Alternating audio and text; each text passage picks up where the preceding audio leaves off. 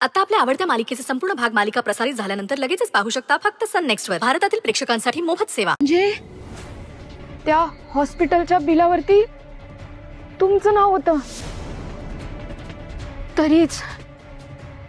तरीच वॉर्डन मॅडमनी तुम्हाला लगेच ओळखलं, तेही इतक्या वर्षानंतर.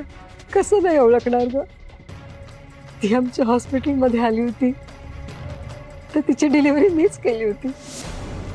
हॉस्पिटलमध्ये एकटीच आली होती, बरोबर नातेवाईक नाही, बाकी कोणी नाही. मग मीच तिला काय हवं नको बघायची. तिच्यामध्ये आणि माझ्यामध्ये एक छानसं नातं फुलायला लागलं होतं बाईपणाचं. आणि तिची डिलिव्हरी होईपर्यंत ते नातं हळूहळू फुलत गेलं. तिला काही हवं असलं तर हक्काने ती मलाच सांगायची. मी पण तिच्यासाठी घरून जेवणाचा डबा घेऊन यायची. सगळं छान सुरू होतं. पण जशी तिची डिलिव्हरी जवळ यायला लागली आणि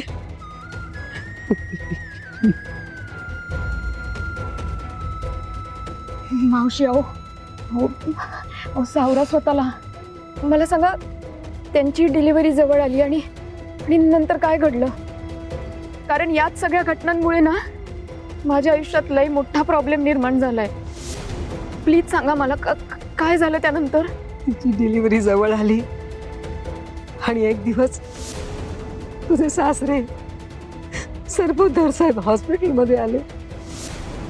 तुझी आई झोपली होती. त्यांनी मला पैसे देऊ केले.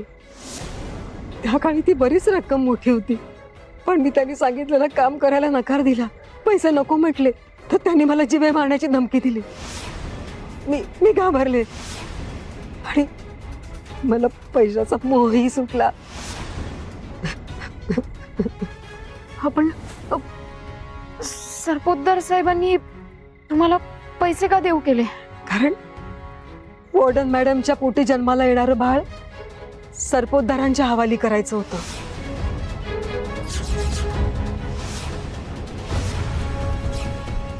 आणि तिला सांगायचं तुझ्या पोटी मेलेलंच बाळ जन्माला आलं.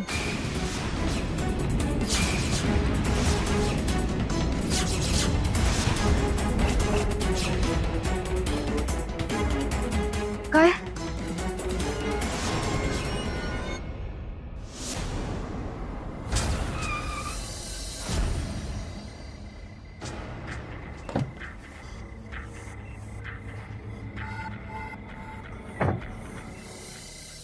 स्वानंदी, आज मला परत एकदा पोरकं अनाथ असल्यासारखं वाटतंय. मी जन्माला अनाथ म्हणून आलो, आश्रित म्हणून वाढलो, त्या सरपोतदार कुटुंबात होतो, पण एकटा होतो. तुम्ही लग्न करून अचानक माझ्या आयुष्यात आला आणि कोणीतरी माझं हक्काचं असल्याचं समाधान मिळालं, जिच्याशी मी काहीही शेअर करू शकतो. मग तुमच्यामुळेच माझ्या आयुष्यात आलेल्या वॉर्डन मॅडम मध्ये मला आईचं प्रेम दिसून आलं. त्या घेत असलेली तुमची आणि माझी काळजी, त्यांचे ते प्रेमाचे बोल मला खूप समाधान देऊ लागले. माझी आई असती तर अशीच असते असं वाटू नाही गेलं. आणि आता अचानक तुम्ही मला परत एकदा पोरकं केलं स्वानंदी. वॉर्डन मॅडम सुद्धा चिडल्यात माझ्यावर. परत एकदा एकटा पडलोय मी, ज्याचं कोणीच नाही. एकटा पोरका.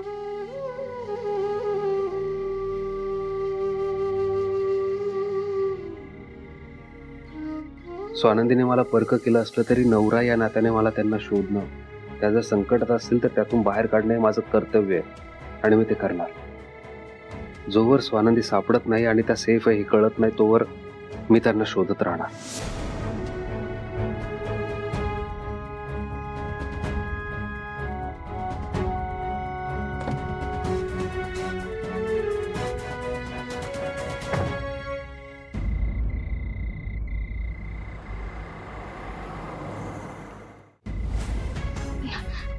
म्हणजे तुम्हाला असं म्हणायचंय की वॉर्डन मॅडमला जे मूल झालं होतं ते जन्मताच मेलं नव्हतं.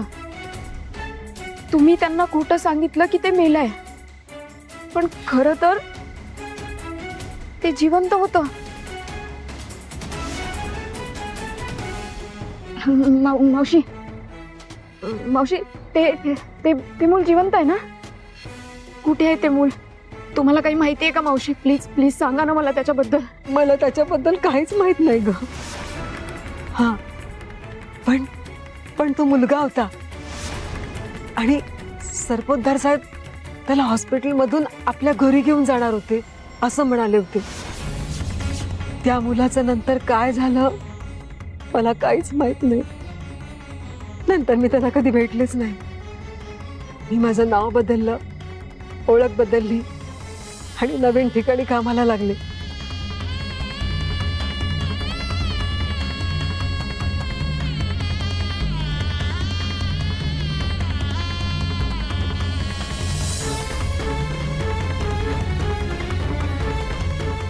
मणी सर वॉर्डन मॅडम आणि सरपोतदारांचा मुलगा आहे.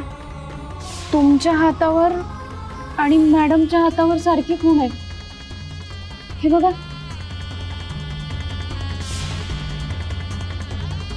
आपलं म्हणावंसं कोणीच राहिलं नाही म्हणून मी आजच्या दिवशी जगाकडे पाठ करून ह्याच्या समोर बसते. वर्षातून एकदा वाढदिवसाला या मंदिरात येतो.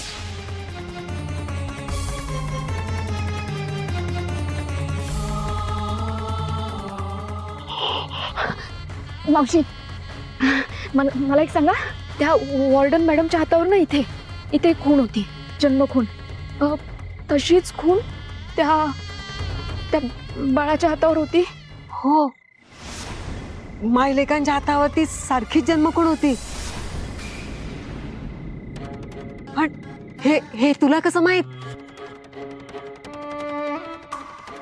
म्हणजे मणी सर वॉर्डन मॅडम आणि सरपोतदार साहेबांचा मुलगा आहे.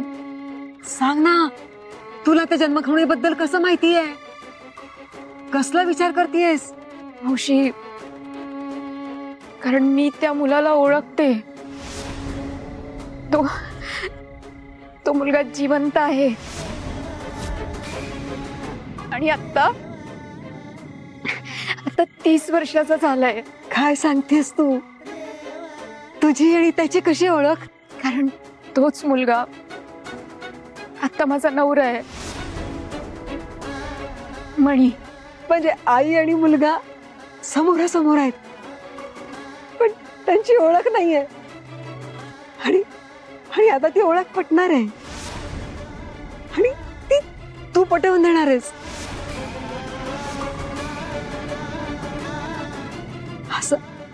असं झालं ना तर माझ्या कातड्याचे सोडे करून तुझ्या पायात घातले